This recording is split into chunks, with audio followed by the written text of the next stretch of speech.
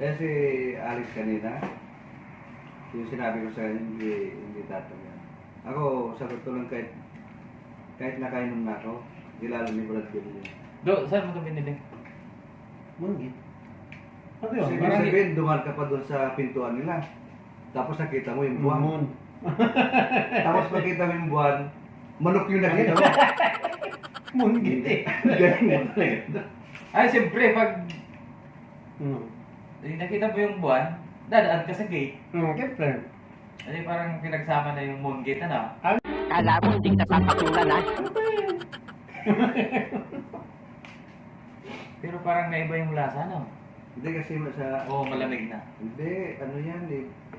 Iwan ko kasi Hindi, sa minsan- Kirti kasi kumain kami ng Kasi gabi. tinanong ko kasi siya. Kasi kung Dalawang klase antayin natin pinabili kasi ko. Brad, yung itong kinain na kanina, kung antayin pa natin, 30 minutes pa yun. Ay, Hindi, yung binili mong ano, yung hindi spicy, okay naman yung lasa niya. Yun nga, ang Kaso sabi nga ko. lang, compare dito kasi sila yung nagsabi, hindi naman ako. Ako gutom na ako kasi sinabi ko kasi masarap lahat yan eh. Eh doon dito sa Kirti, okay din yung lasa. Kahit manghang. Spicy siya na hindi naman parang ganitong may lasa. Iba rin yung timpla dyan, sa baba. Hindi ganyan na. Ano. Yan kasi parang naka-marinate na tapos parang may... Oo. sila eh. Di ba yung kinain natin kanina na ano, yung...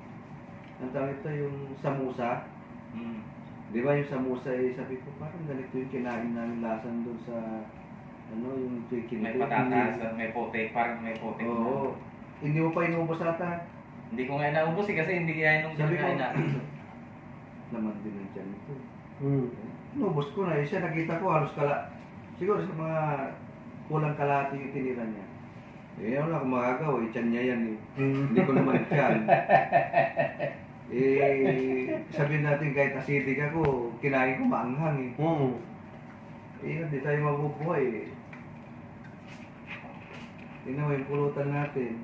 Mas madami pa ata doon sa iniinom natin. Kasi, hinadya ko yung hindi manghang kasi yun nga kakainin, baka hindi makasabay.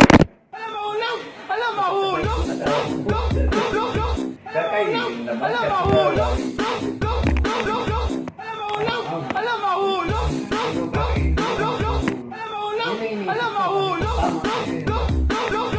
Tama sa pulutan. Alam